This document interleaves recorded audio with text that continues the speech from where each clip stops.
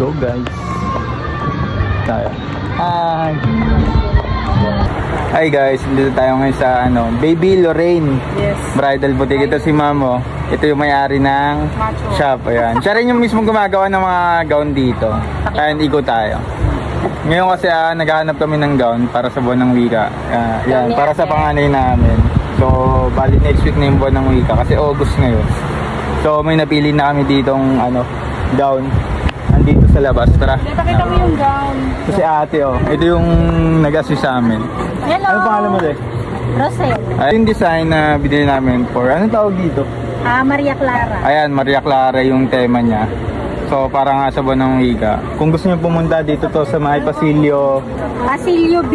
Pasilio B. Yangko Market, Tabora. Yangko Market, Tabora. So, kung gusto niyo magpakasal, dito na kayo kumuha ng mga gown. Let's go guys. Lorraine, ayan po. Kontakin nyo lang, send ko yung ipopost ko yung details dito ni ma'am. Okay dito, everyday bukas kami. Ayun. Tabora, Pasilio B, 5759, Baby Lorraine Bridal Boutique. Monday to Sunday to everyday. Everyday talaga open sila. Kaya let's go. Binili namin ng 1.5, binigyan kami 1.2 na lang. Ayun, di ba? Punta kayo dito guys. Malaki ang discount dito. Yes.